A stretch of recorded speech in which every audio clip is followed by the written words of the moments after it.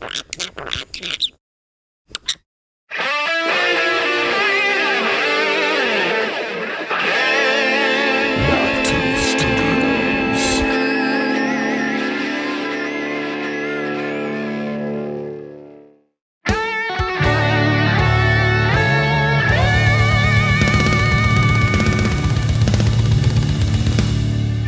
now, Knock 2 Studios presents Common Censored. You heard Joe's heart tonight on the debate stage. He wakes up every morning thinking about how he can make the lives of Americans better. He's the president we need, the president you deserve. Sign up at joebiden.com to help finish the job.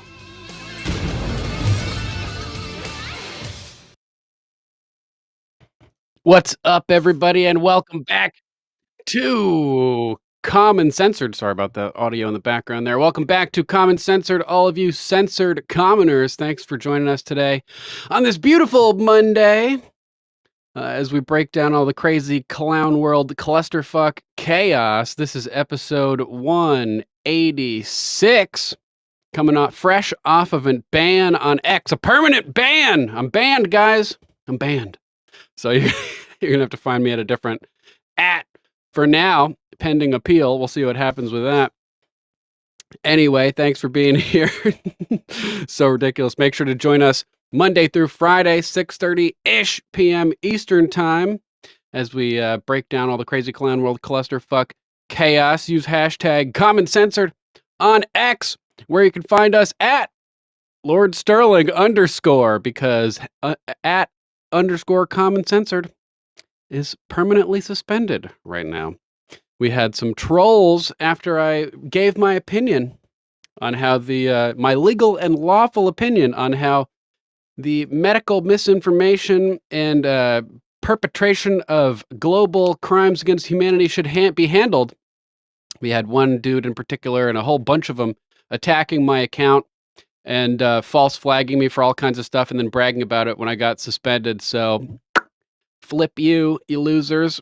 We're still going. I didn't even have 1,000 followers yet, so it's not too big of a loss, except for the Common Censored brand being kind of caught in the winds, taken away with that. Anyway, thanks to our new followers on Rumble. Appreciate you guys. JMC 1252, Nancy Tay, Pipefitter 455, Kristen M, Carol, March Cross, Way Too Funny One, Grand Gem. Thank you guys so much for following on Rumble. I appreciate you. Links to all of the content, articles, videos, and everything we discussed today will be posted down in the description shortly following the broadcast, with timestamps included, courtesy of Mama Mac. Thanks, Mama Mac, for helping out with that. Support Mama Mac and fam. Head on over to alplama.com, your new herbal health guru with natural tinctures to remedy any ailments you may have. Big, huge list of them. Check out the website. They got great customer service. Mama Mac will take care of you over there. Yeah, it tastes really bad, but it's good for you. Alp Llama, yuck. I love doing that. And if you want to support our broadcast directly, you can head on over to our Common Censored link tree, where you can find links to all of our merch, to our books, Common Sense, First Edition Revived, and Common Censored, the redacted version, rendering all substance obsolete, begging the question, is a revolution against tyranny even possible when the public commons is stifled and suppressed? Your answers, your thoughts are as good as mine. I don't know. I lost the phrasing there. I don't know. Is it? Hopefully. And I'm starting to lose faith in X a little bit after being suspended for doing nothing. And then when I appeal it, they're like, you didn't provide us adequate information to let us know that you're the account holder. I'm like, that wasn't the question. You asked me why I didn't deserve to be suspended. Oh, well, anybody who supports the show by Rumble ranting, we'll read Rumble rants throughout the show if anybody is so inclined, by sending tips via Venmo, Google Pay, Cash App, or who subscribes on Locals or Subscribestar, or hits that big, beautiful join button right beneath the broadcast on X, will automatically be entered to win copies of our books. We're doing a 10-week giveaway. Congratulations to Mandy J. Lawson and to Threeper for winning thus far, our winners so far in the contest. Before we continue on and announce the next winner, I know you guys need a palate cleanser after watching Jill Alice Cooper Biden over there talking about Joe. I didn't hear a single word she said because I was so focused on the face, the Alice Cooper face. But for a nice palate cleanser, before we get into the hat and pick our next winner, let's check out this video of this epic reverse parasailing wakeboarding goddess. I don't know exactly how to describe this, but it's freaking cool. Check this out. Tick, tick, boom. We're bringing the noise. Go, baby, we bringing our toys. Separate men from the boys. Buckeye, good to see you. Thanks for joining us. We gonna ride out. Gang, gang, we don't die out. Want it like this, ain't no time. Woo! Look at this chick. That is cool stuff right there. That is indeed cool stuff right there. So let's pick out the next winner of our contest and see who we got in the hat. Still got some names in the hat. Make sure to get your name added to win one of our books by supporting Rumble Rants, tips via Cash App, Google Pay, Venmo, etc. All right, I'm mixing up the names over here. Not looking. Got a name. Let's see who we end up with next. And the winner is Crazy B. Crazy B, you won one of our books. Congratulations to you, B. Let me know which one you would like to receive. Common Sense, first edition revived, made from high-resolution images of all the original pages of a January 1776 copy of Thomas Paine's magnum opus, the top-selling American book for over 200 years, or Common Censored, the redacted version. Congratulations, Crazy B. Looking forward to sending you a copy, and thanks again for your steadfast support of this show. I appreciate it. Salute to you, my friend.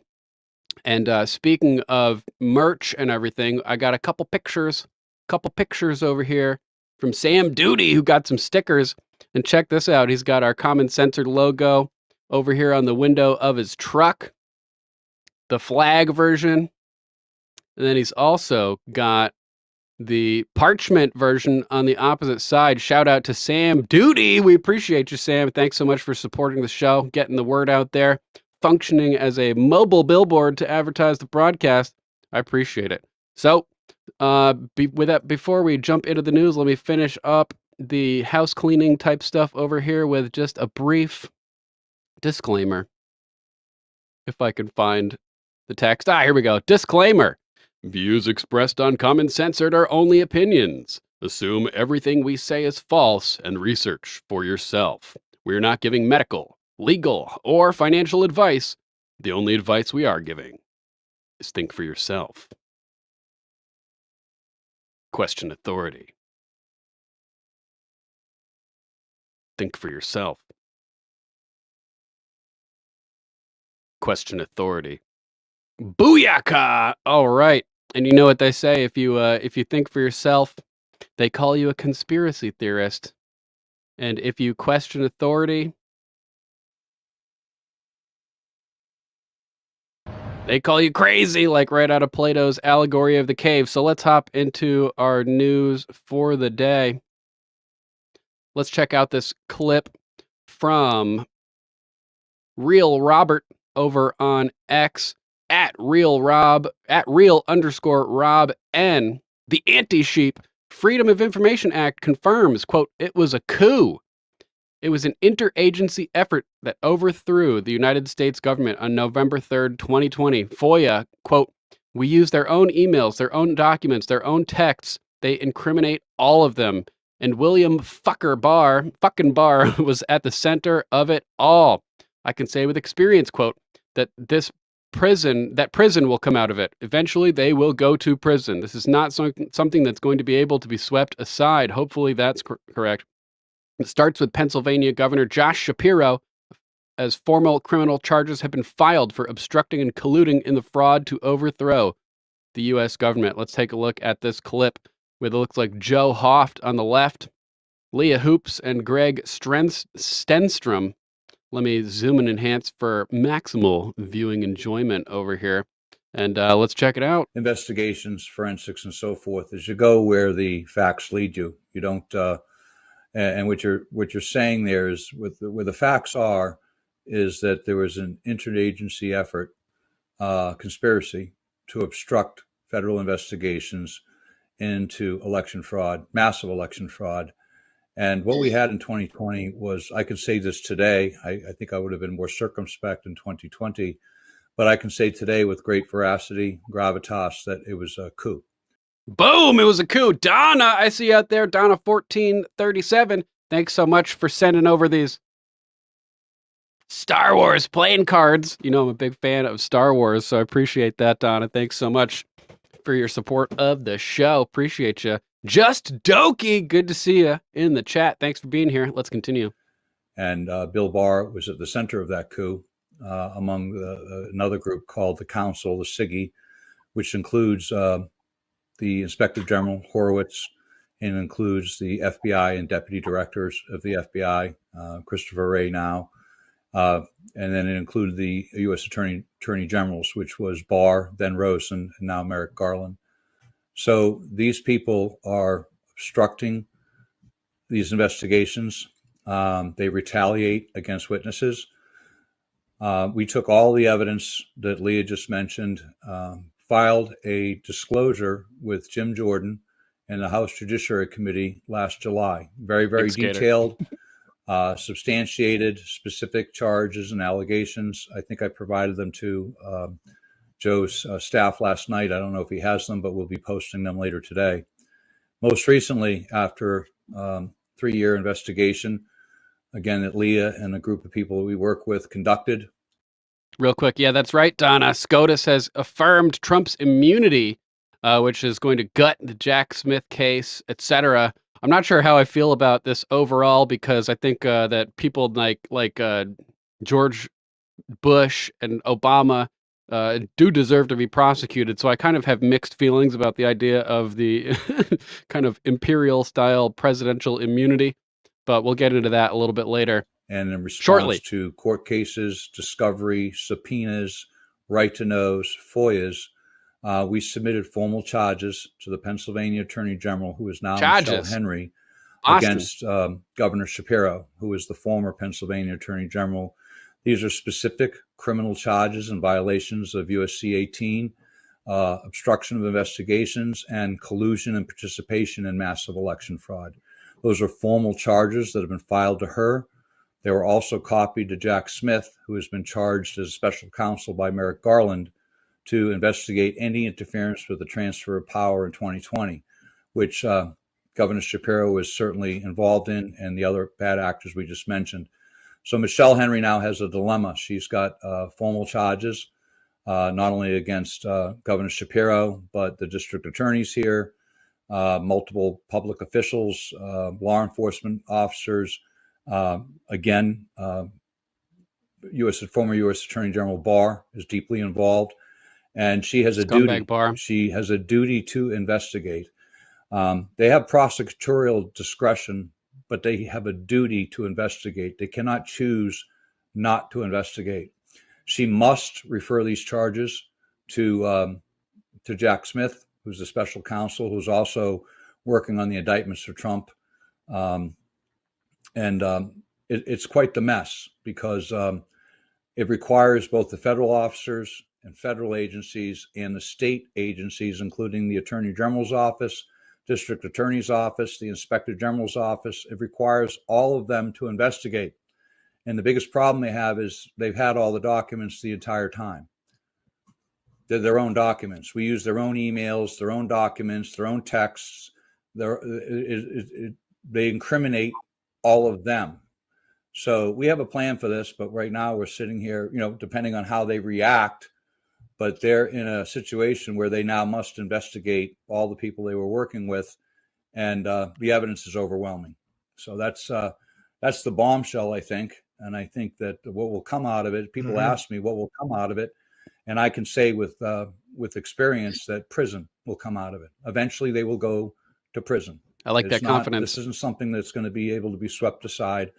Not my first rodeo. Leah's tenacious, and it will eventually result in prison sentences, accountability, and people who stole the election in 2020 and who tend to steal the election in 2024, they will be held accountable and they will be stopped. Tim Finman, what's up, dude? Good to see you. Boom. So yeah, hopefully this actually comes to fruition. We see some results. Investigations. I liked his description of Leah as tenacious. It made tenacious Leah time, you motherfuckers, go through my mind.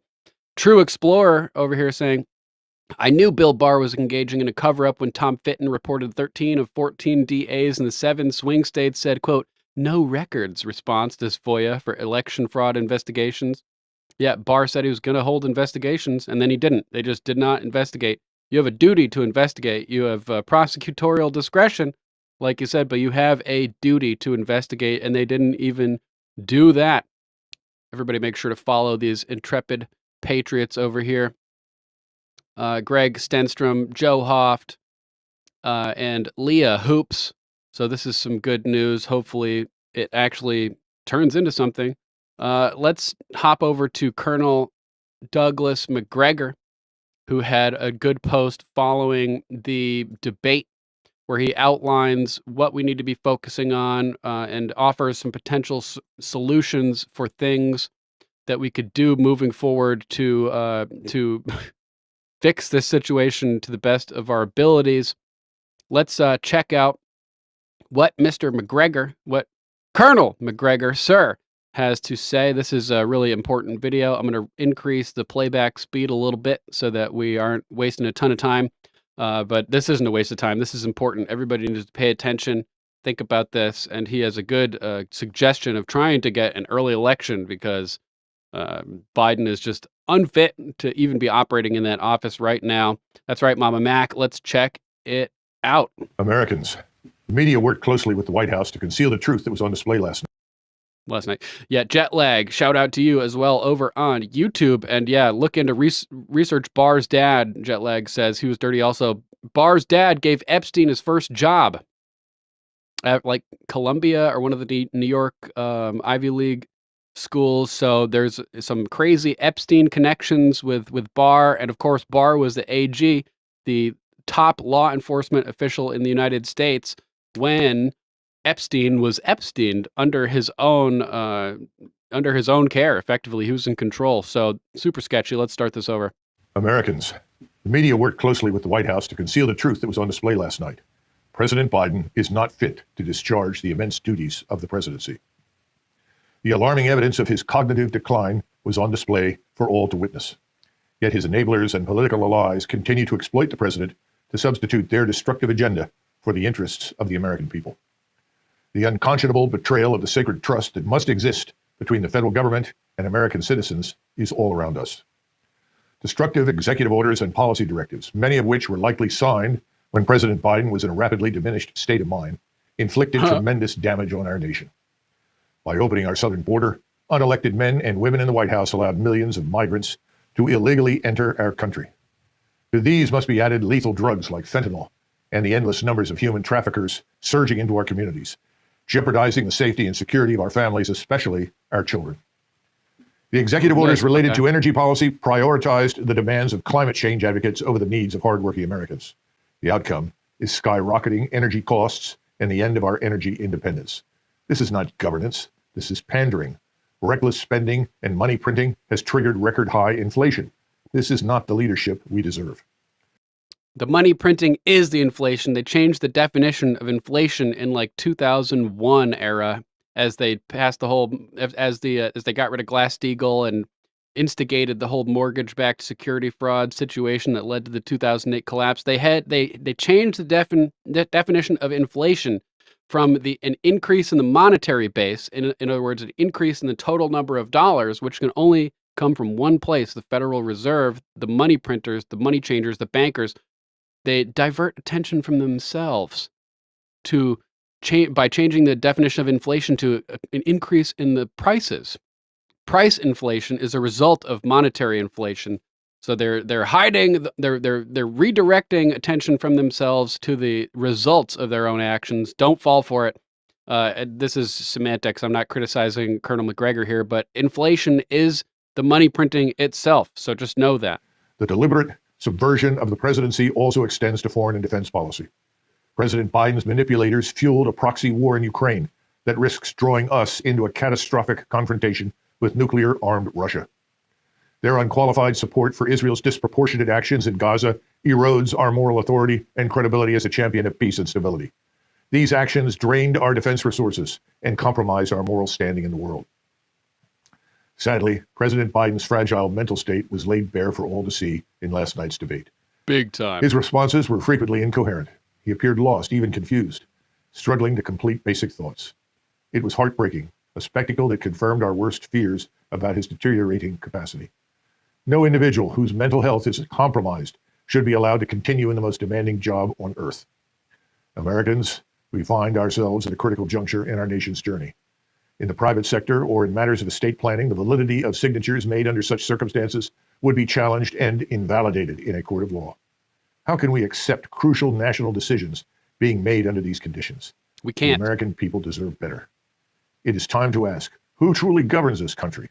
Is it we the people, as our founders intended, or have we surrendered control to unelected bureaucrats, sprawling federal agencies, and affluent donors who do not have the best interests of ordinary Americans at heart? To secure the blessings of liberty for this generation and those to come, we must reclaim the rightful sovereignty of the American people over a dysfunctional and unresponsive political establishment. We cannot tolerate more aimless, self-defeating leadership and unaccountable governance. We confront existential threats at home, and the Biden administration has cultivated hatred and hostility to the United States abroad. President Biden should retire with grace and dignity and not be cruelly exploited in the twilight of his life. To say it's a national shame is an understatement. This travesty should end immediately. It is now obvious that the governing power to determine our nation's destiny lies in unelected hands. Americans must raise their voices in opposition to this administration. The power belongs to the American people. We must signal our discontent with policies we did not vote for: open borders, wars in Ukraine and the Middle East, soaring inflation, uncontrolled immigration, and demand the right to register our indignation at the ballot box. In view of the questionable legitimacy of the many executive orders issued under President Biden's signature, Americans should consider holding the presidential election early. Now, I have a question. Is that even possible? Does the Constitution not mandate a specific date for presidential elections? Would we need to pass an amendment to have an early election? But he's got a point that everything that Joe Biden has done, not only because of his mental incompetence, but because of his illegal and unconstitutional ascension to the yes, Buckeye, you're more than welcome to post links. Please post the link to that great interview. I'd appreciate it. Thanks for asking. But yeah, since he stole the election and it was rigged, we're in a constitutional crisis right now. So the Constitution effectively no longer even applies. We're outside of the scope of constitutional government. And in my opinion, that renders every action that he's taken as president null and void. So this is a major, major problem. Thanks, Buckeye. Yeah, everybody hop over there, save this link, and check out Tucker's interview with Colonel McGregor when you guys have a chance. Thanks, Buckeye. I'm going to add it to my show notes list, so it'll be in the notes after the show as well. Let's continue. It's time for Americans to demand a new government that is legitimate, one that is devoted to peace abroad and prosperity at home. It is a time for unity, a time to go forward and begin the next chapter of the most remarkable story ever told, the story of the United States of America. Thank you for listening. God bless you, and may God bless these United States. Wow. So yeah, we are in crazy, crazy times right Americans. now. Crazy scenario. Let's hop over to our next related story, which has to do with Mr. Biden's mind state. We have reports coming from the White House that Biden is only engaged mentally for a few hours a day. Let's check out what Black conservative perspective Greg Foreman has to say as he reports on this article from Axios over here. So you see that, you heard that. Now, again, this is coming as White House aides are coming out to the media and admitting that Biden is only dependably engaged a few hours a day. So what you have here is a slow-moving coup against Joe Biden, right? That's being attempted by some people in the party. While at the same time, you have some people, at least in the media, they're saying, oh, well, we think Biden should stay in. I don't think he should drop out. Again, there's a lot of back and forth here, but the aides that have actually worked around Joe Biden are now coming out and telling the truth about how he is behind closed doors. Now, again, this is after the media was boo-hoo-whining and crying about the Wall Street Journal, who basically came out with the same story saying that, yeah, this guy Biden, he ain't too good, okay, behind closed doors. And the media cried about it, claimed that it was fake news, misinformation. Now, we have this story here, again, that has been leaked to Axios. Real quick, yeah, War of Words mentioning the crazy San Francisco Pride events.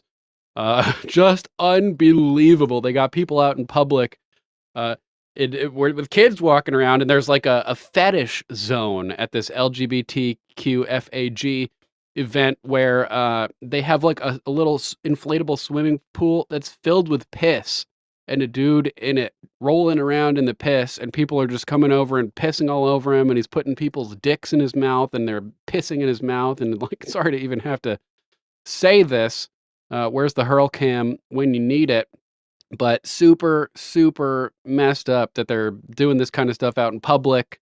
One intrepid poster on X, I think it was Jeremy over at the Quartering, said, "We just want to be married," and then plays the video of them pissing all over each other out in public. It's super, super gross and insane.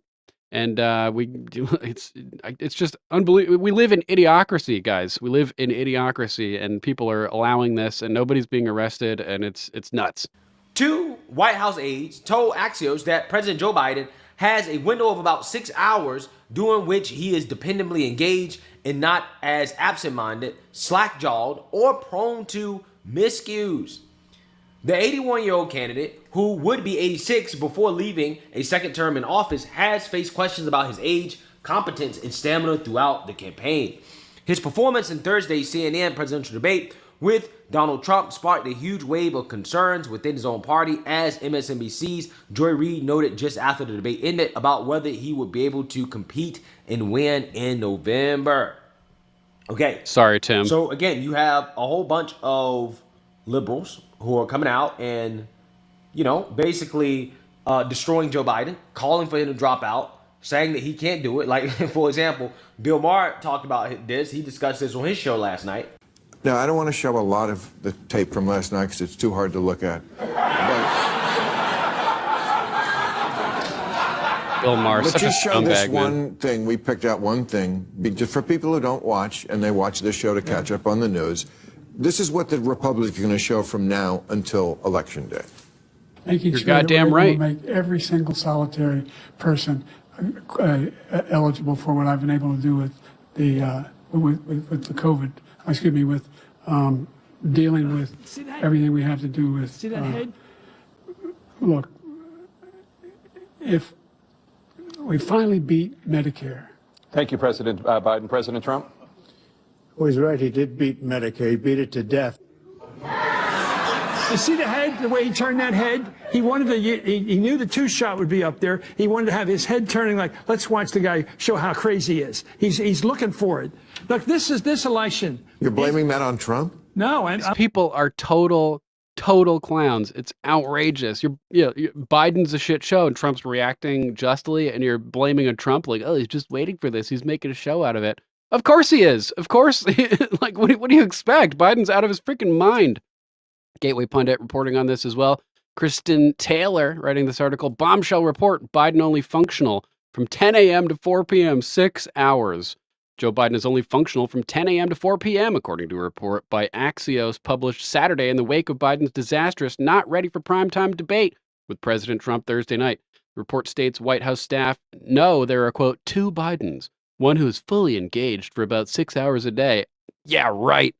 I call bullshit, changed my mind. And one Americans and the world saw staring into space and struggling to articulate lucid, complete thoughts during the debate Thursday night. So this is the report. He's only functional from 10 a.m. to 4 p.m. Complete madness. Let's hop into the big story for the day. A little bird delivered a message to me when I got up an hour and a half ago saying that breaking, Trump wins. Supreme Court rules 6-3 on presidential immunity. Quote, court holds that a former president has absolute immunity for his core constitutional powers. Christina Layla got me on my knees. Wrote this article over at the Gateway Pundit as well. We're going to go through a quick flurry of Gateway Pundit articles. So yeah, we have a 6-3 ruling that Trump has absolute immunity for his core constitutional powers. Former presidents are entitled to at least a presumption of immunity for their official acts. The Supreme Court ruled there is no immunity for unofficial acts. Jack Smith's D.C. case against Trump will be delayed again as it bounces back to the lower courts to Judge Tanya Chutkan, the granddaughter of Cuban communists, I believe. So here's the entire ruling.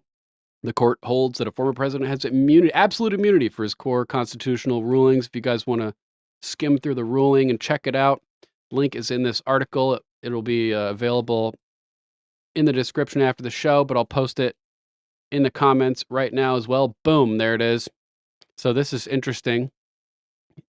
In 234 years of American history, no president ever faced criminal prosecution for his official acts. Until 19 days ago, no court had ever addressed whether immunity from such prosecution exists, Trump's lawyers wrote in last month's filing.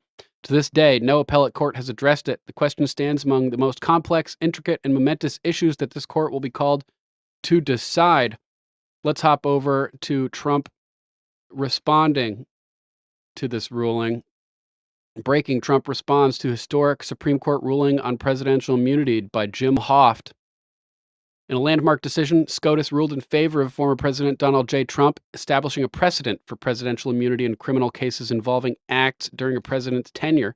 The ruling, stemming from case Trump v. U.S., underscores the constitutional protections afforded to the highest office in the land, assuring that a former president cannot be criminally prosecuted for actions taken within the scope of their official duties.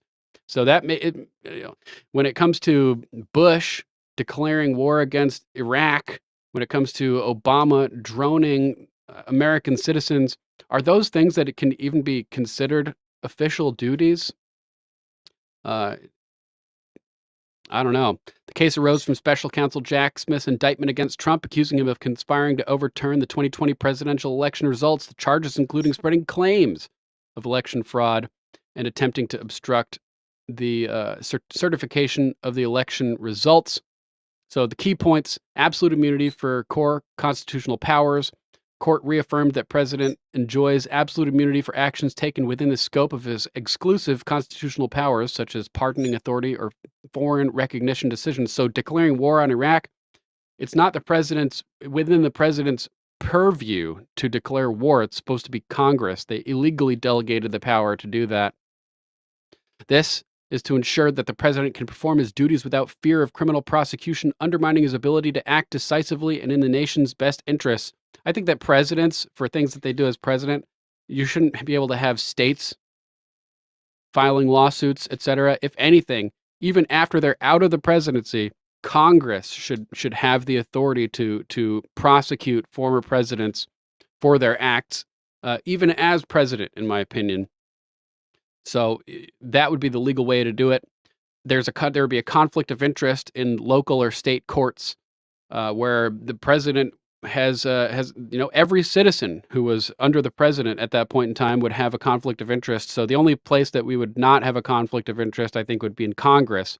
Number 2, key point from the ruling: presumptive immunity for other official acts for actions that fall within the outer perimeter of presidential responsibilities but are not exclusive constitutional powers. The court granted at least a presumptive immunity.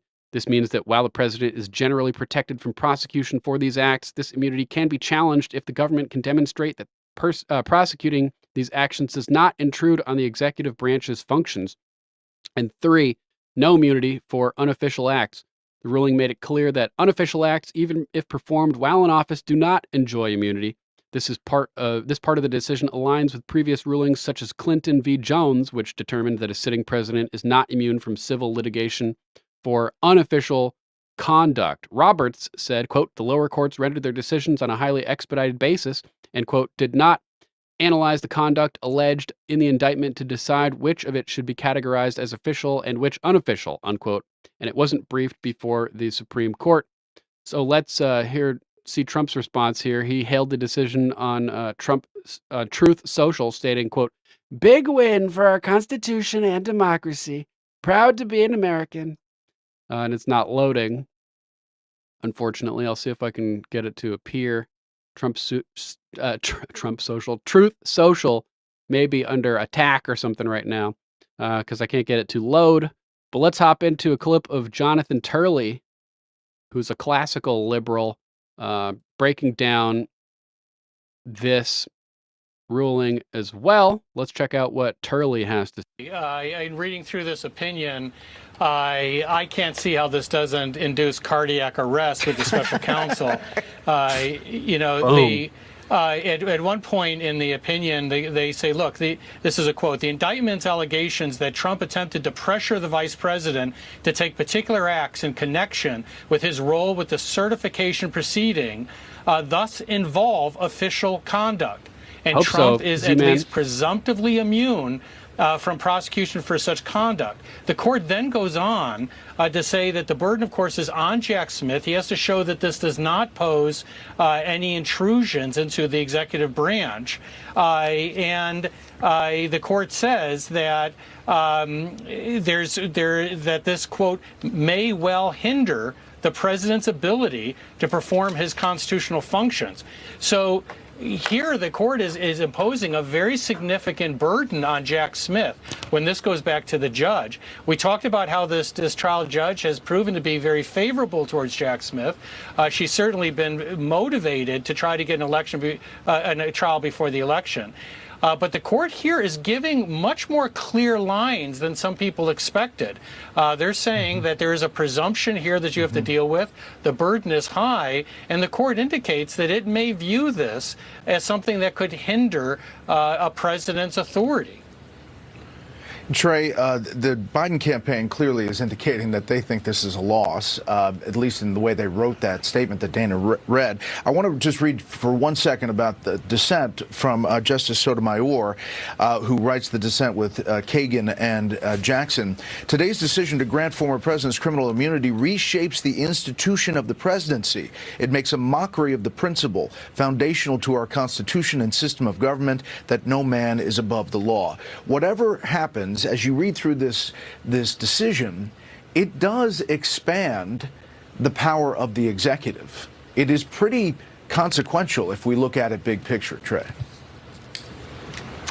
Well, I always think it was consequential. I mean, who else has plenary pardon power? Who else can order the killing of an American citizen overseas? It's always been the president. So presidents have always enjoyed powers that the rest of us do not. I read that dissent as just, they must not have read the majority opinion, because the majority opinion is pretty simple. Unofficial acts have no immunity at all. Official acts, there is immunity. We're going to presume that it was official and. Yeah, I don't think that the president should have plenary power to execute Americans overseas. That's fucking insane. Americans have individual liberty, have unalienable rights. You can't just execute somebody overseas without due process. So, Trey Gowdy, what the fuck are you talking about, bro? What are you talking about? Let's jump to our next take on this with Justice Clarence Thomas, who seems to be taking a jab at Jack Smith's special counsel status itself over here, saying, quote, "A private citizen cannot criminally prosecute anyone, let alone a former president."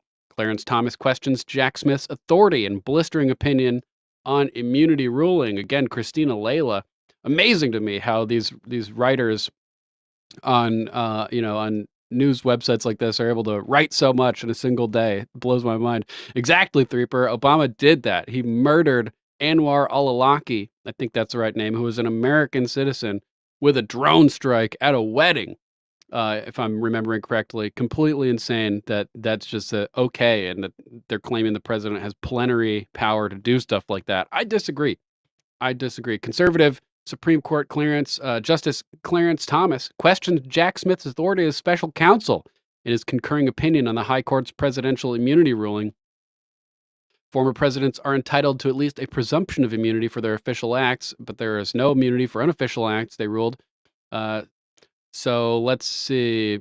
Clarence Thomas went off on Jack Smith in his concurring opinion and questioned his authority as a special counsel. President Trump is separately arguing that Jack Smith's appointment was unlawful in the classified documents case playing out in the Florida court.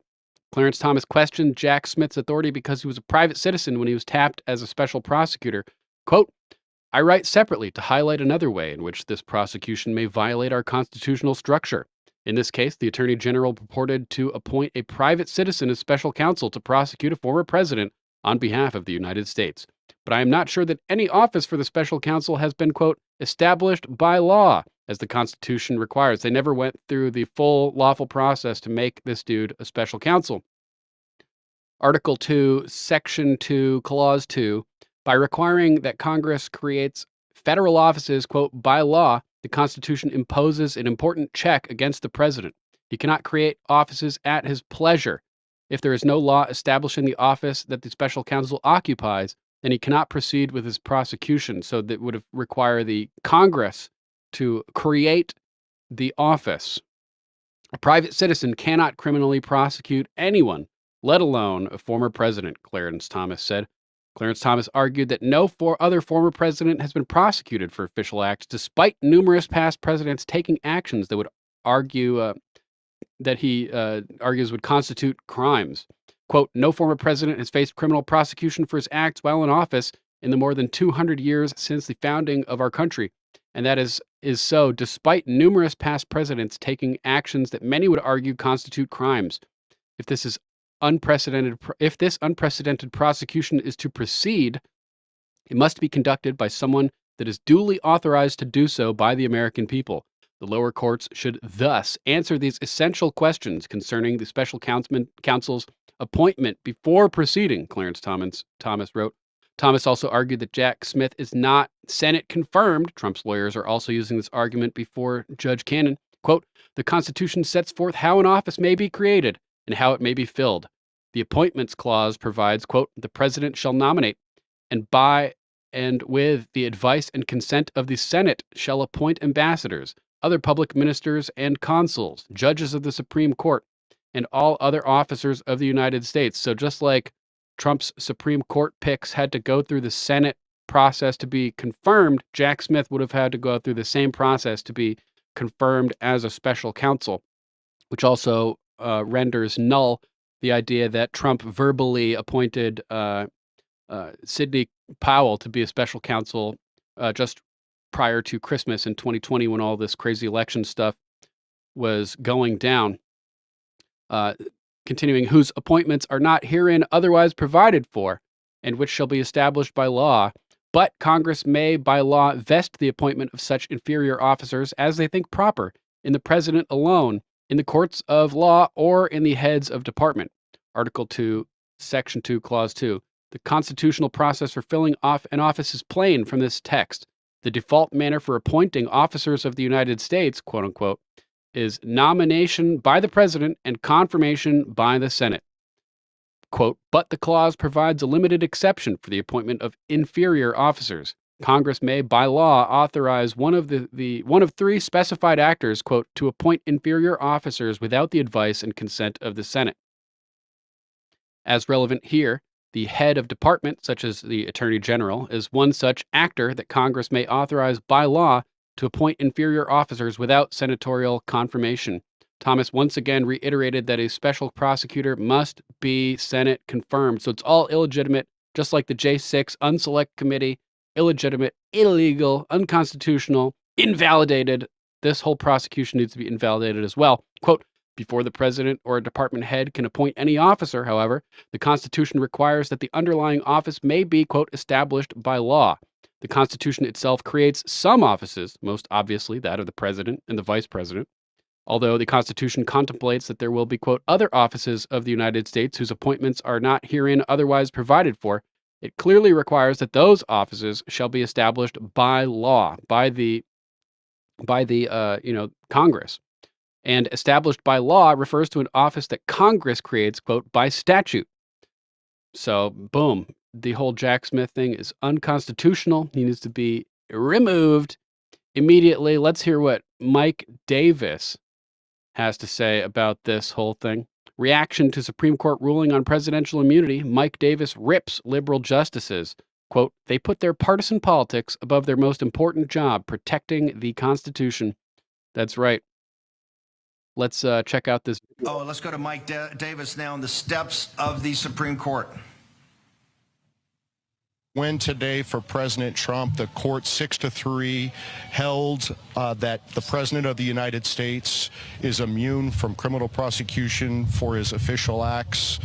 This is one of the most consequential opinions to come out of the Supreme Court, because if the Supreme Court did not rule the way it ruled today, they would destroy the presidency and therefore destroy our country. The Chief Justice, John Roberts, wrote the opinion with the five conservative justices joining. Barrett joined most of it, but she didn't join part of it.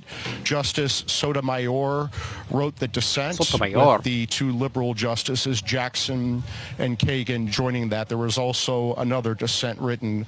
I would say this should have been a 9-0 decision, because these three liberal justices put their partisan politics and their Trump derangement above their most important job, which is to follow the Constitution. And part of following the Constitution is protecting the presidency and therefore our country. Do these liberal justices think that the Trump 47 Justice Department should prosecute President Obama for his extrajudicial drone strike on 2 American citizens?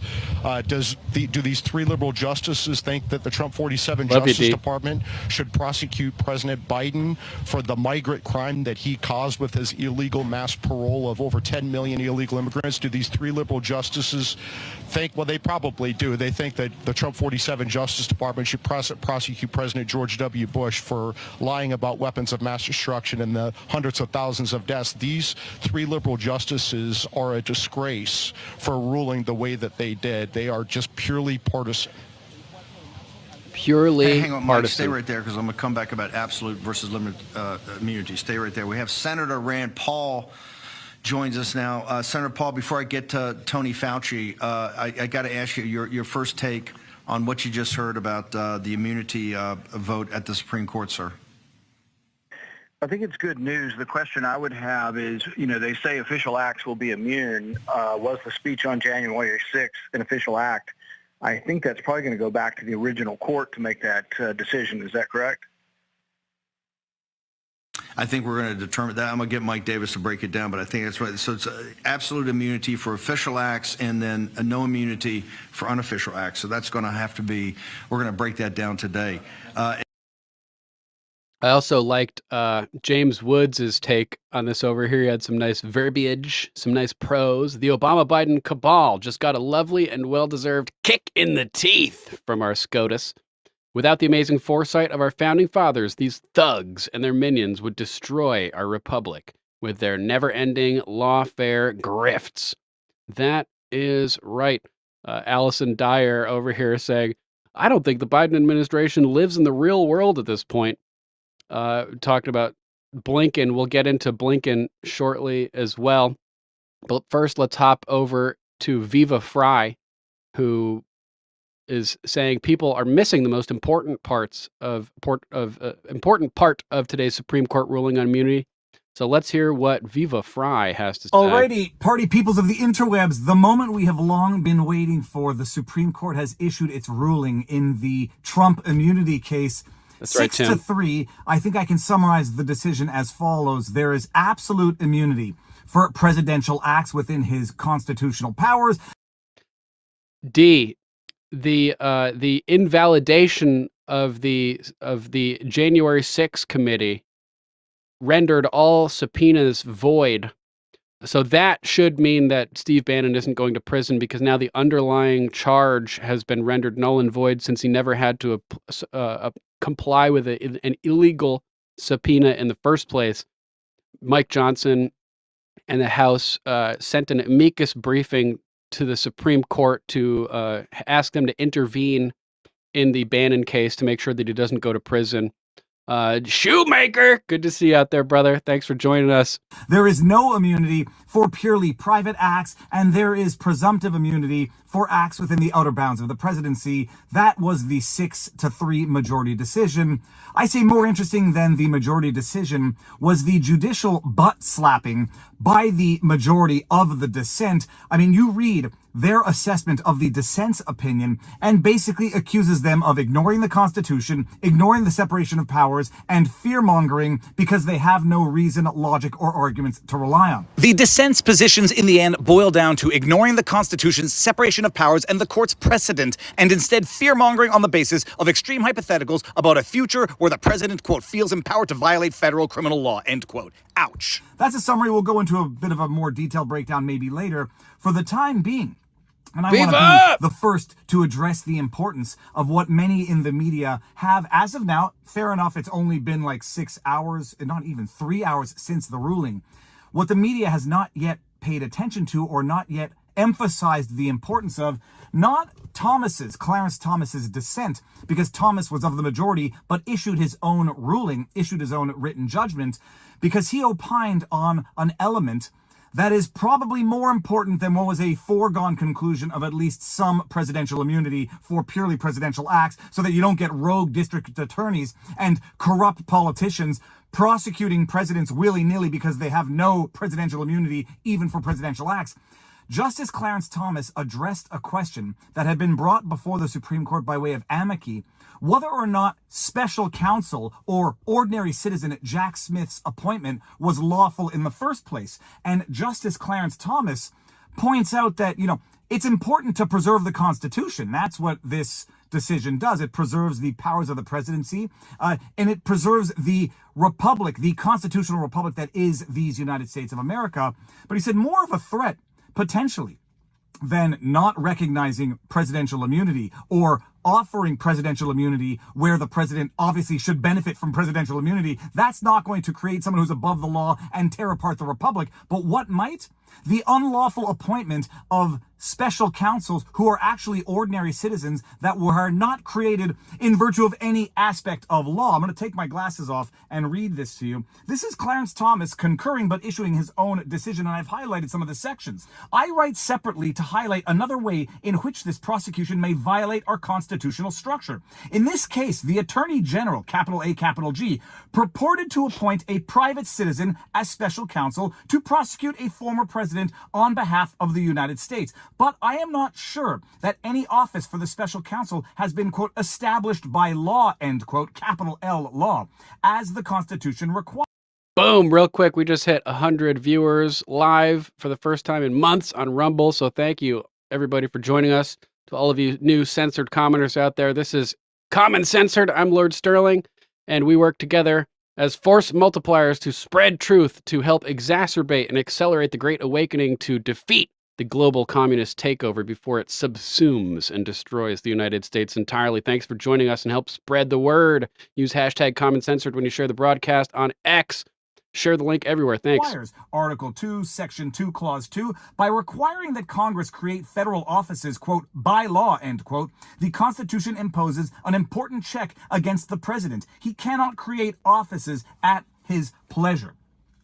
There were people who were suggesting that the appointment of Jack Smith was unlawful to begin with, and therefore this entire prosecution set aside the merits of it, set aside the questions of presidential immunity. The entire prosecution was unlawful because you have somebody, Attorney General, willy-nilly hand-picking a private citizen to carry out the most monumental prosecution of all time of the history of America, the prosecution of a former president, and there's no office of law or law that existed to authorize, sanction, ratify the appointment of a private citizen to bypass all congressional checks and balances. And Thomas is now not adjudicating on this, but certainly lending some credence to the amicus brief questioning the legitimacy of Jack Smith. And I think this is a question that will be brought back up before the Supreme Court as to whether or not Jack Smith ever had authority to do what he's done. Here, go to page page 3 of his opinion. Before the president or a department head This can is appoint huge. any officer, however, the Constitution requires that the underlying office be, quote, established by law, end quote.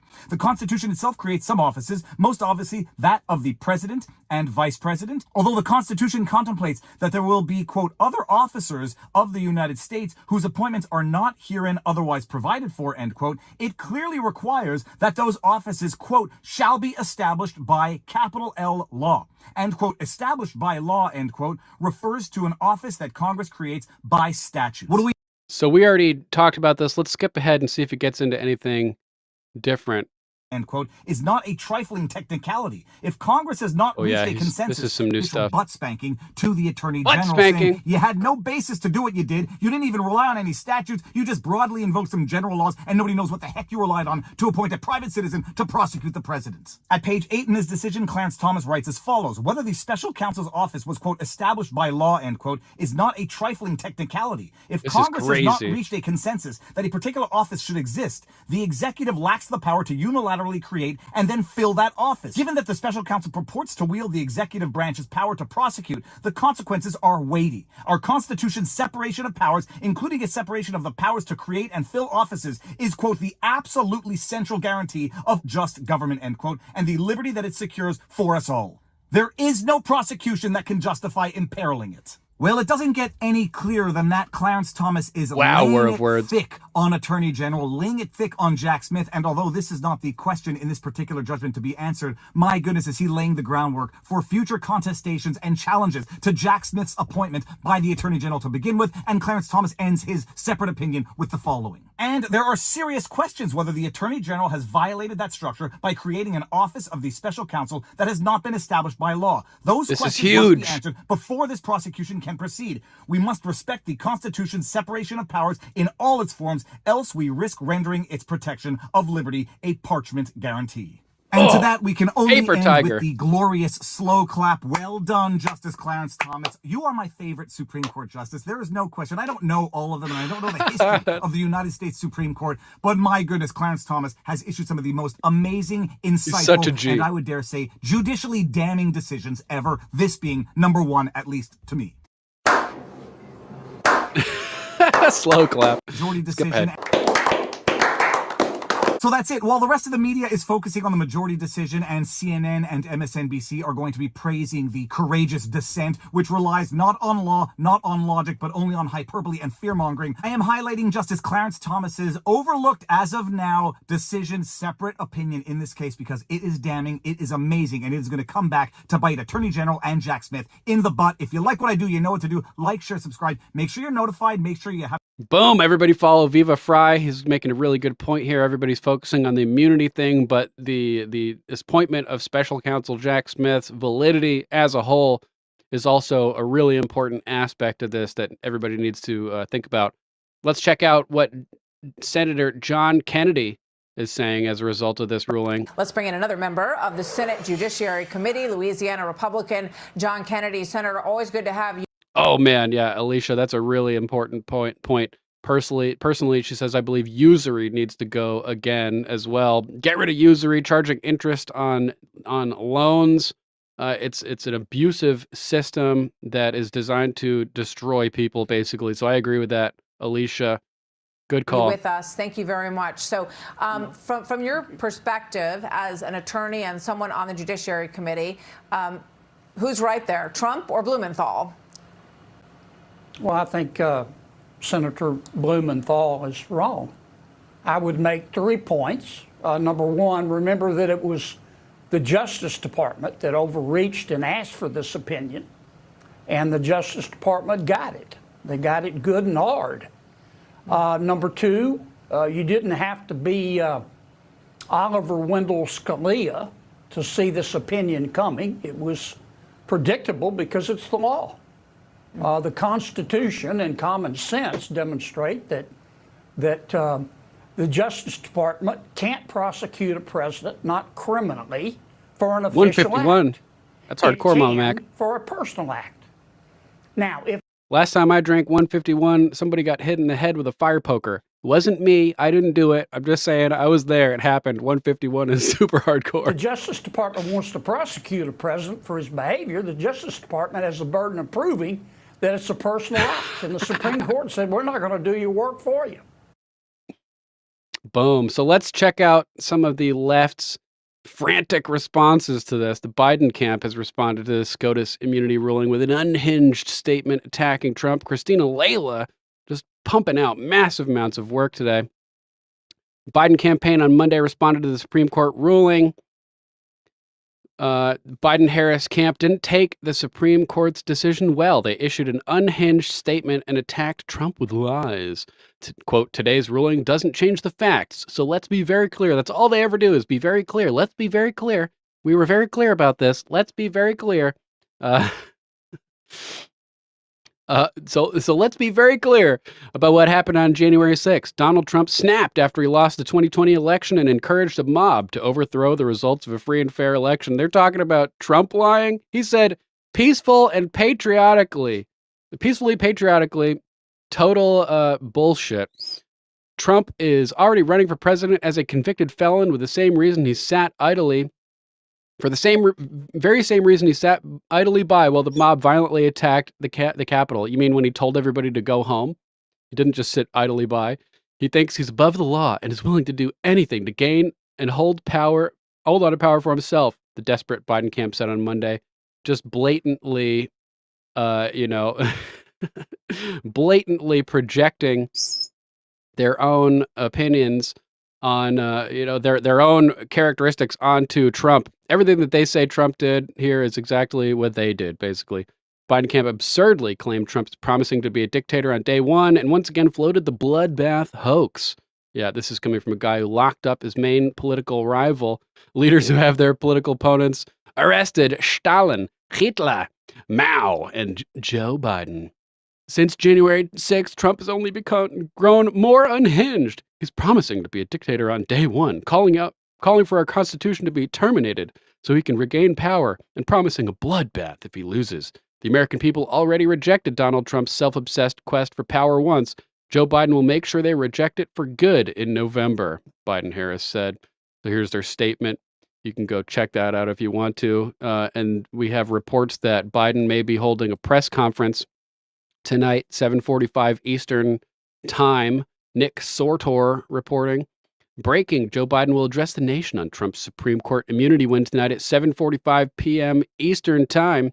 And feel free to boot trolls in the chat when they show up.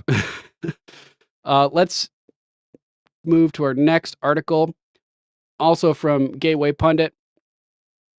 Leftist tears. Elected Democrats lose their minds following President Trump's massive Supreme Court win on presidential immunity. This one from Cullen Linebarger. Ah, no! Remember this lady? Always cracks me up. So ridiculous. Let's hop into the meat of the story. Claims of election fraud and attempting to obstruct the certification of election results. No, we just wanted to send the votes back to the states to make sure that they're legitimate. Rep. Alexandria Occasional Cortex pitched a hissy fit and vowed to file articles of impeachment against the 6 conservative judges when Congress returns from the break. Unbelievable. Supreme Court has become consumed by a corruption crisis way beyond its control, whined AOC. Today's ruling represents an assault on American democracy. It is up to Congress to defend our nation from this authoritarian capture, she intended. I intend on filing articles of impeachment upon our return. Senate Majority Leader Chuck Lizard Person Schumer, accused SCOTUS of corrupt political influence without evidence, while preposterously claiming the decision allows Trump to, quote, weaken our democracy. This disgraceful decision by MAGA SCOTUS, which is comprised of 3 justices appointed by Trump himself, enables the former president to weaken our democracy by breaking the law, Schumer fumed. It undermines SCOTUS's credibility and suggests political influence trumps all in our courts today. Wow, talk about projection.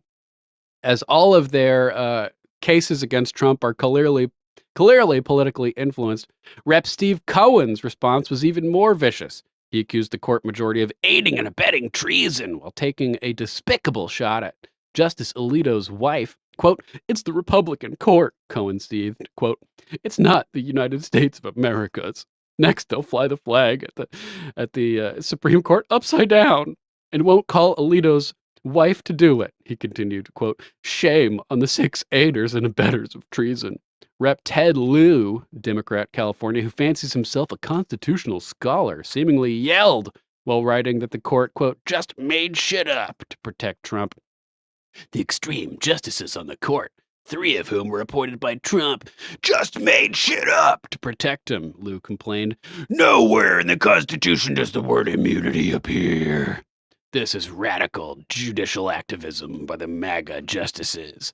House Minority Leader Hakeem Jeffries, New York, released an angry statement ripping the court for bending the knee in the quote insurrection to the bending the knee to the quote insurrectionist in chief. Oh, are there any charges of insurrection? No. So no, you can't call him an insurrectionist.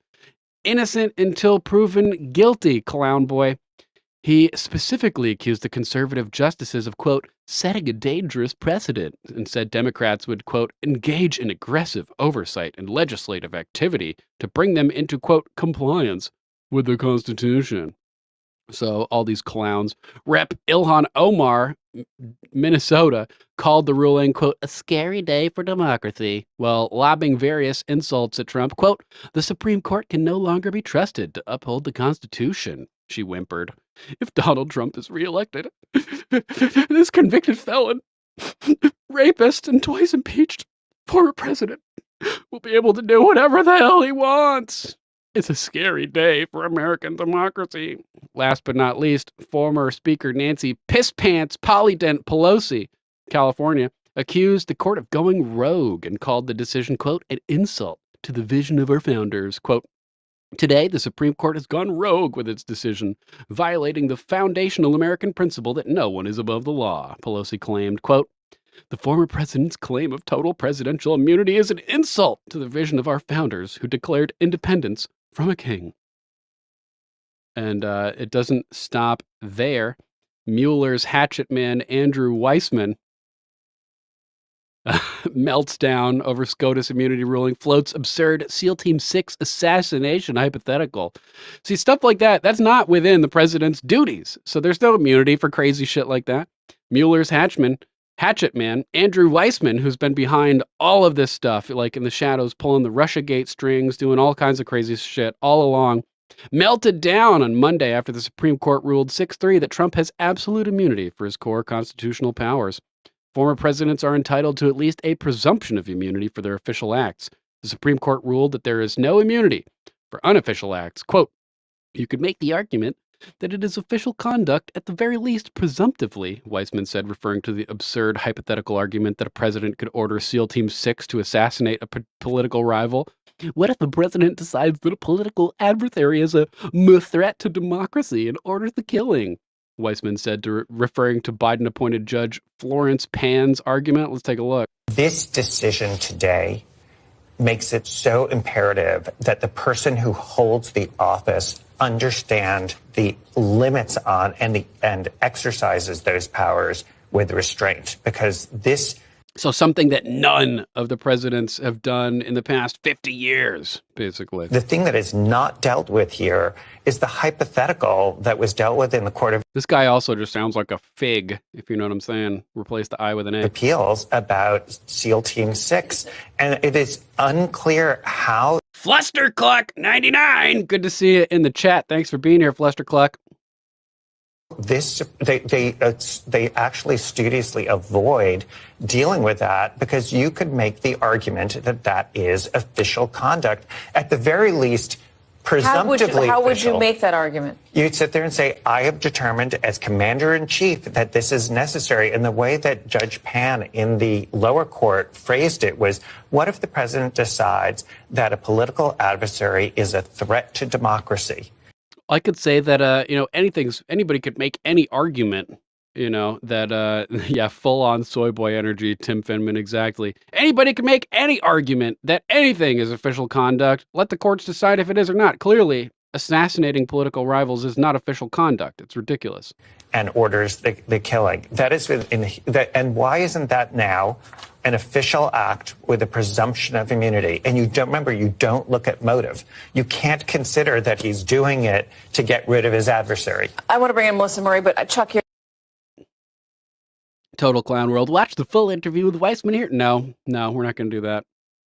Not going to do that. How about Van Jones, crying Van Jones? Let's see what he's saying. Paul A. Sipula at Bubble Bath Girl posts, Van Jones and Democrats irate about the SCOTUS immunity ruling aren't being serious. There are already tools to hold presidents accountable. Impeachment, removal, and being tried for treason. Biden should undergo all three for abandoning the border. Ding, ding, ding, ding. Absolutely true. It makes the Supreme Court look very partisan. Oh, you're going to cry about it, Van? They're supposed to be wearing these kind of black and white umpire jerseys or whatever. No, they're supposed to be wearing blindfolds, dumb fuck. They look like they're wearing red jerseys or even MAGA hats. It's going to go down bad politically for the Supreme Court. But it's also scary because what is Trump going to do? If Trump gets elected and there's this idea that he can get away with even more stuff, that's really, really scary for the public because he already ran over every norm that he could. So it seems like, I'm just looking at this politically, not legally. Politically, it's almost like a license to thug in a way. Like, you can do whatever you want, and the Supreme Court is probably going to let you. No, because being a thug isn't in the official capacity of the president. You don't have the right to be a thug, Van Jones. Get away with it. That is very frightening in this case, and so I'm very, very concerned. Total clowns. Let's hop over to Libs of TikTok. At Libs of TikTok, hiya, right chick, doing good work as usual. Leftists are openly calling for Trump to be assassinated after the SCOTUS ruling on immunity today. Believe them when they tell you who they are. Let's hear what this unhinged lefty has to say. So the Supreme Court ruled that a president has complete immunity for any act they do in their official capacity as president. And Joe Biden is still president. And the Supreme Court is counting on Joe Biden to continue to be the good man that he is and not abuse what they have just given him. But personally, I think Joe Biden should go full Monty on this. I mean, in his official capacity as president, maybe he could just disband the Supreme Court. Or maybe he could just declare an emergency, and under that 2010 Army document, they could round up all MAGA as domestic terrorists. That's kind of a scary possibility that could come out of this. Or unalive Donald Trump. So she's outright saying that he should unalive Donald Trump. These people are lunatics. Or unalive Donald Trump. I mean, he'd have capacity as president. Maybe he could just disband the Supreme Court. Or unalive Donald Trump. Where's the FBI when you need them to investigate real shit? Unfortunately, they're just covering up crimes and not doing any actual investigations. I mean, he'd have complete immunity. He's president, right? No, because it's not an official act under the lawful capacity of the presidential authority. That would certainly solve a lot of our problems. Hashtag deport Democrats. We are going to pass an amendment to the Constitution to deport all Democrats, anybody that will not swear an oath of allegiance to individual liberty and to respect the unalienable individual rights of humans. How about this one? Take all of them out. Zoomer Biden superfan tweets about military offing Trump and Supreme Court justices following immunity ruling. Trump campaign responds. This hairy sissy over here. As Gateway Pundit reported, the Supreme Court ruled 6-3 for along ideological lines with this whole thing. Following the ruling, elected Democrats and other leftists completely lost it. But Joe Biden's most prominent Generation Z supporter, Harry Sissy Boy, who once interviewed him, issued a tweet that some would consider a threat against the Supreme Court and the president, former President Trump. Specifically, the 21-year-old Sissy pointed out Biden possibly sending SEAL Team 6 to, quote, take them all out. After all, Biden would be immune from prosecution. According to the Supreme Court, Biden could now send in SEAL Team 6 to take all of them out. He could send in the military to take out Trump. He has, quote, immunity for official acts now. Well, official acts only apply to things that are within the presidential scope of authority, the legal and lawful scope of authority. So no, you can't just send SEAL Team 6 in to take out your political opponents. They don't have the right to do that. It's not an official act if it's outside of the legal presidential authority. The, quote, SEAL Team 6 reference is an asinine hypothetical posited by D.C. U.S. Court of Appeals Judge Flo Pan. What a crazy name, Flo Pan. During oral arguments back in January, seemingly thinking ruling in Trump's favor would give him the authority to take out political opponents, as we saw in that last video. Chris Lascivita over here said, expect a visit. Hopefully, FBI should be, investigating these people, Secret Service or whatever. Sissy refused to back off on his tweet and posted a video outrageously accusing Lascivita of threatening him. Trump's campaign manager, Chris Lascivita, just responded to me saying, expect a visit. That's right. We have Sarah is censored on X posted about this.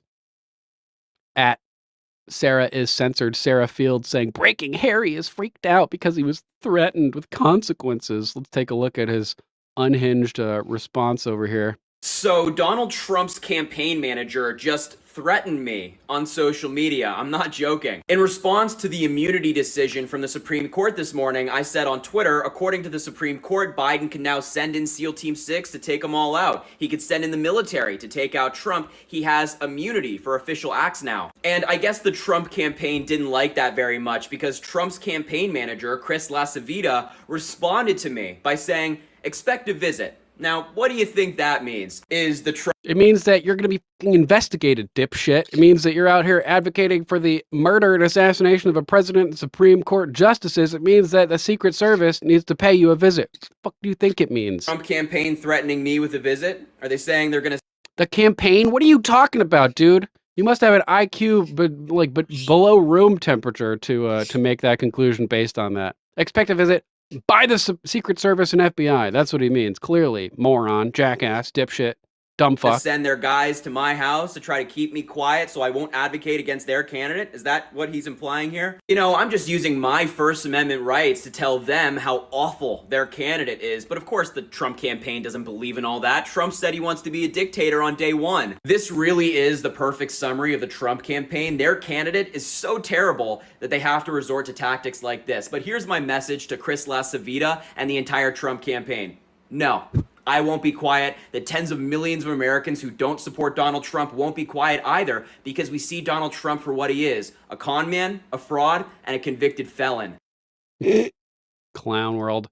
Meanwhile, Sean Davis at Sean M. Dave, D-A-V, posted over on X, the ink on the Supreme Court immunity decision isn't even dry, and the left is already fantasizing about Biden dropping bombs on the Supreme Court and killing Trump to prevent him from winning the election and becoming president. Ordering an airstrike is an official act for president, so the court has apparently just made Biden calling in a drone strike on Mar-a-Lago presumptively okay, says Craig Calcaterra over here. These people, man, are insane. Will Stansel over here saying, so is there any reason Biden couldn't just drone strike Trump and end this? These people are lunatics. Scatterbrain.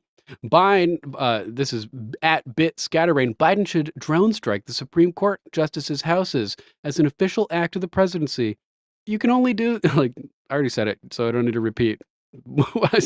Apparently, it's constitutionally protected, so that's a brilliant decision made. Not president equals king. Wow, wow. I watched My Country Die Today. No, the only official acts as president are things that are within the president's authority. Kid Riles says President Biden can have Supreme Court justices executed for treason. He can drone strike Mar-a-Lago, rape, pillage, and murder at will. This is a sentence fragment, Kid Riles. Rape, pillage, and murder at will? Either that or it's a command. All in the name of an official act. I'm fucking disgusted. Well, you disgust me. So, back at you. There's more of these losers going completely insane. Here we have End Wokeness, at End Wokeness, posting, with the Supreme Court immunity ruling, the president could decide to kill any U.S. citizen without a trial. Oh, you mean like what Obama did?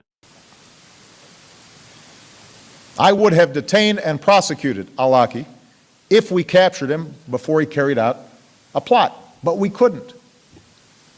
And as president, I would have been derelict in my duty had I not authorized the strike that took him out.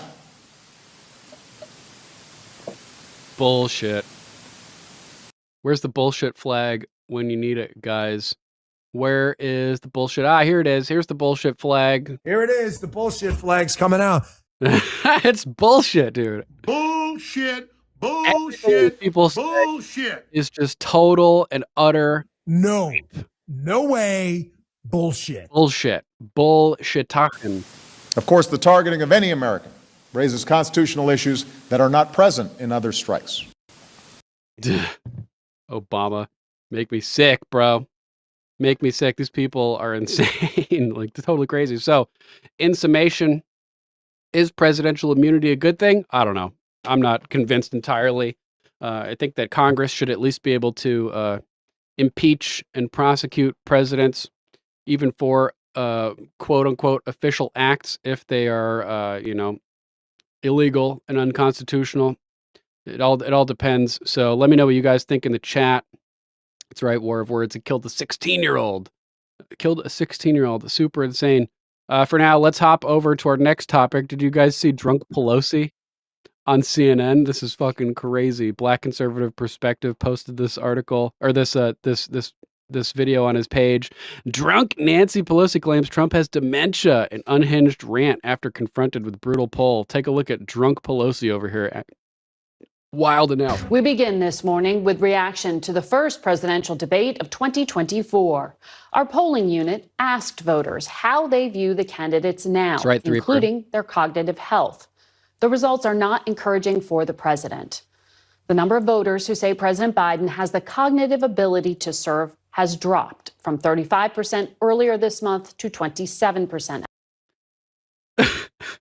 So registered voters, 35% of them were already saying, only 35% were saying that Biden has the cognitive capacity to lead. That's fucking nuts. Dragon McGroin, good to see you. Yeah, that's right. Drunk Losi, hilarious. This is just ridiculous. Yeah, agreed, Threeper. The ultimate hubris, outright admitting to murdering a U.S. citizen. Well, we didn't have time for due process, so we just killed his ass. Like, holy fuck, Obama, are you serious? Now only 27% of people in this country, extrapolating, think that Biden has the cognitive capacity to even operate in the office of the presidency. That's so fucking embarrassing. Like, holy shit. After the debate. That's the lowest number since CBS began asking voters that question last September. Shout out to the Nearly McGroins. 3/4 of all registered voters now say he shouldn't be running. And nearly half of Democrats say he shouldn't remain the nominee. An extraordinary number for an incumbent who didn't face a competitive primary.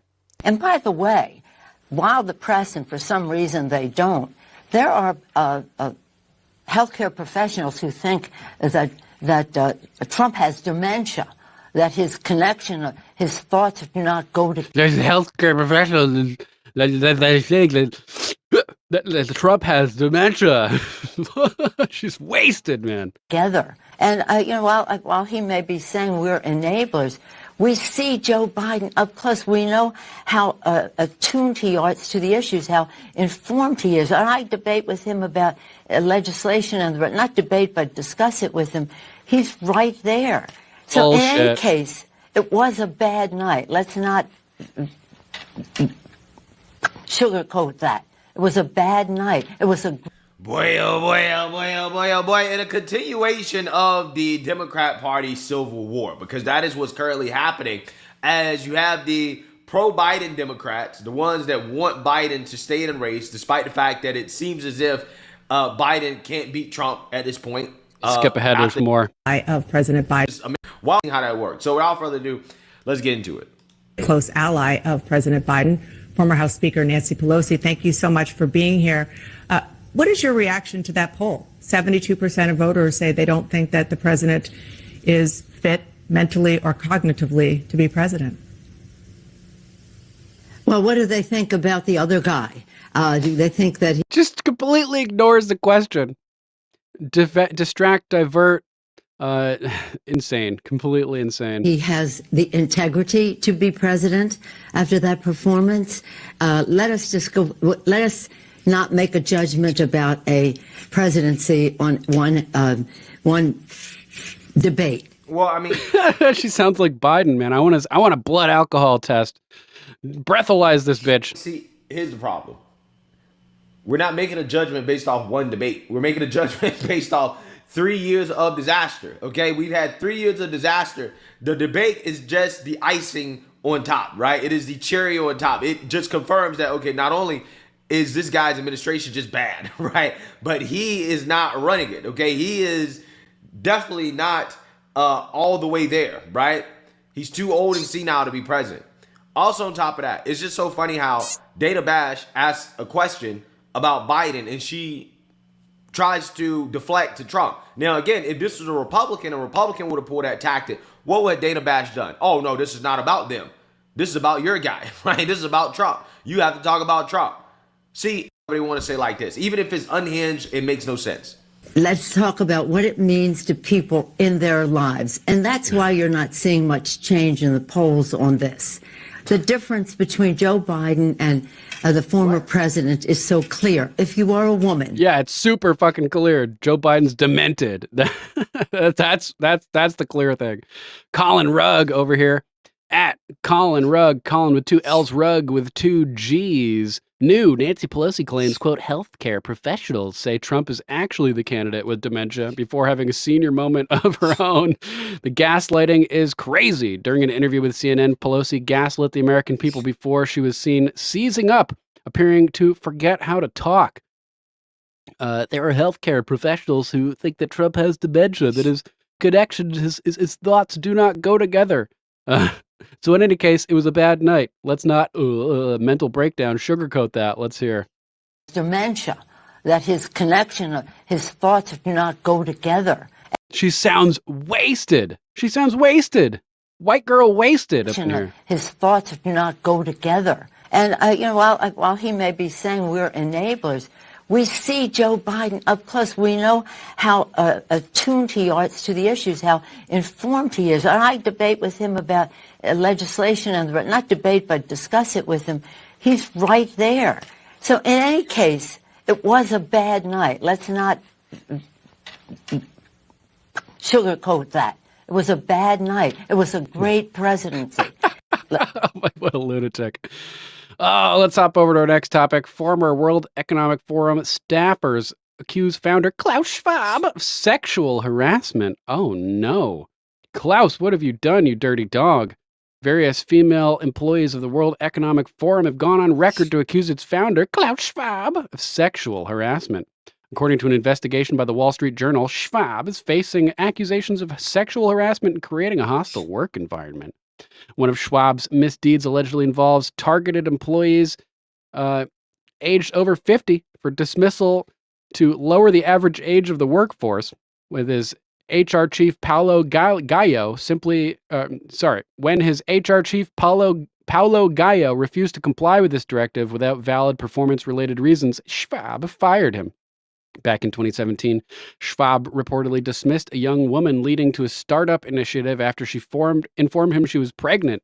He expressed displeasure that she wouldn't be able to work at the same pace and subsequently let her go after a brief trial period. Many other female staffers also reported being pushed out or facing career setbacks after becoming pregnant or returning from maternity leave. Meanwhile, other female staffers say they were victims of sexual harassment, with incidents involving suggestive comments and inappropriate behavior by senior managers, some of whom remain at the forum. Schwab, who formally left his role as executive chairman last month, himself was described as setting a tone of sexualization and objectification from the top, with multiple accounts of him making women uncomfortable with his remarks and behavior. Quote, "I knew he liked me, and I knew he found me pretty," said one woman by the name of Miriam Busina. Quote, "Every man with a lot of power, they think that they can get at any woman, and they're not ashamed. Grab them by the think for yourself, question authority, so to speak. There was a lot of pressure to be good looking and wear tight dresses," added another woman who worked at the WEF in the 2010s. Quote, Never in my career have I experienced looks being such an important topic as in the forum. Wow, this is crazy. Another staffer claimed that Schwab made suggestive comments and even physically posed suggestively in front of her, once mentioning he wished she was a Hawaiian to see her in a costume. I need to find you a man, and if I were not married, I would put myself on the top of that list, Schwab is reported to have said on multiple occasions. Schwab has vehemently denied all the allegations, Freudian slip there, insisting he behaved professionally at all times. Mr. Schwab does not and has not ever engaged in the vulgar behaviors you describe, a forum spokesperson said. I'm getting dyslexia early today, adding that the journal's reporting would, quote, mischaracterize our organization, culture, and colleagues, including our founder. Under his leadership, the WEF has aggressively promoted the idea of a Great Reset, which his book outright says, which claims to replace democratic governments with a system of global governments similar to communist China. Yep, we got to watch out for that. In other news, we have a second dam that's on the verge of failing in a week. We covered one dam that was broken and breaking into pieces last week. Oh man, you got a link, Ed. Ed says Sterling Joe addressed the nation and what he said is crazy. Be ready for anything, fam. Let's send me a link if you got one, and I'll search in the meantime as this video plays. Breaking! Emergency officials have just issued a warning that the Lake Livingston Dam spillway is at risk of potential failure. Livingston, Texas. This is fucked. Gator, I think you have family near that area, right? Currently, emergency officials have declared a, quote, potential future failure watch for Lake Livingston Dam in Livingston, Texas. This means officials will monitor and evaluate the spillway's integrity and make repairs or take other necessary actions. Recent rainfall and flooding have caused issues at the dam, particularly with the spillway. So far, they've stated that there's no immediate danger of failure, but the possibility is there. Let's take a look at this video.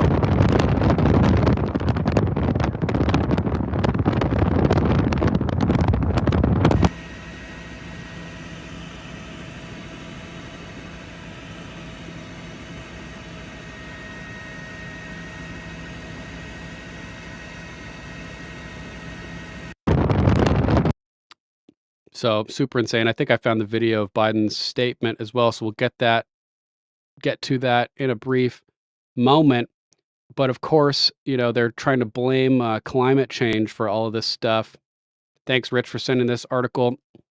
Climate change is increasing stress on thousands of aging dams across the U.S. Oh, what a coincidence. This means to me that there is some kind of shady something or other going on with this. Like all of the train derailments that have been happening and all the boats suddenly running into bridges. It seems like our infrastructure is under attack, and they're trying to blame it in climate change in this case. Climate change is increasing stress on thousands of aging dams. But didn't we just hear was it KGP or one of these losers talking about how we spent trillions of dollars on infrastructure, guys? What about the dams? What about the actual infrastructure? What they classify as infrastructure is a bunch of bullshit. A dam's design can affect its ability to withstand overtopping and resist failure. Here's the image of the dam that failed last week, carving out this whole area of land over here beyond what the clear former boundary of the river. I don't buy any of this. This is all manipulation, in my opinion. Something's happening that's doing this, and it's not climate change because there is no global warming or whatever. They can cause rainfall, as we saw with Dr. Michio Kaku on ABC, talking about shooting trillion-watt lasers into the atmosphere to create rainfall, etc. Yeah, exactly, Dragon. Where's Pete Buttigieg? Where's Ja Rule? We need answers. Every 4 years, the American Society of Civil Engineers produces a report card for the nation's infrastructure that assigns grades based on the conditions of structures like roads, bridges, and dams, and the investments that they need. Heavy rainfall generated widespread flooding in the upper Midwest in late June 2024, putting at least one aging dam at risk. In southern Minnesota, the Blue Earth River cut a path around the Rapidan Dam in Rapidan Township, about 15 miles south of Mankato, on June 24th, putting this structure in immediate risk of failing. Officials warned local residents that if the dam burst, the river could rise by 2 feet, but said that evacuations were not needed. The event comes a year after flooding in Vermont collapsed at least one dam and threatened others. Hiba Baroud, associate professor and associate chair at the Department of Civil and Environmental Engineering at Vanderbilt University, explains how flooding stresses dams in a changing climate. Oh my God, it's climate change, you guys. All the heart attacks and athletes dying, it's climate change. All the dams failing, it's climate change. All the boats hitting bridges, it's, you guessed it, climate change. Where's the bullshit flag when you need it? It sounds like bullshit to me. That's bullshit. That one's for you, McGroins. How serious is the risk when waters flow over or around a dam? Well, how serious is the risk of weather manipulation causing unusual rainfall and storms and shit? I don't know if you guys have seen the videos of these towers that they have all over the country, but they activate in coordination and then the heat rises. They're like microwaving the atmosphere, in my opinion, to create global warming, which isn't actually happening. And as somebody pointed out to me the other day, they're like changing the Overton window of temperatures, saying that 95-degree temperatures are like extreme, guys. It's extreme. It never happens. Never happens. So now 95 degrees is like, oh my God, the hottest it's ever been, when that's like a typical summer day 20 years ago. So this is a problem, though. We do need actual infrastructure repairs, and not what they claim is infrastructure, like handing out crack pipes or whatever they're doing. Like, what they define as infrastructure is ridiculous. T. McGroin, thanks for being here. Good to see you. Much love to the McGroins. You guys rock. We love Bongino. There are more than 91,000 dams across the U.S. in all 50 states with diverse designs and purposes. Is it a goddamn? The average dam is 57 years. Average dam age, 57 years, and more than 8,000 dams are over 90 years old. Yeah, and they just spend trillions of dollars for infrastructure, completely ignoring all the massive, actually important shit that's going on. We saw the Minnesota dam damaged by the extreme weather. So thanks to Rich for pointing this out. This is a major problem that needs to be dealt with. So we have some interesting information and takes regarding the potential replacement of Joe Biden. Mila Joy over here at Mila Loves Joe, who's MAGA, not Joe Biden. Wife and mom, politically conservative, MAGA, Trump 2024, now more than ever. I follow back all patriots, hashtag America first. The deadline has passed, she says. Readers have subsequently added context. No state has passed the deadline for inclusion of the ballot as of the day of this post. Earliest deadline is July 9th for Georgia. So interesting, but after the deadline, the only way you could replace somebody allegedly is if the original candidate dies.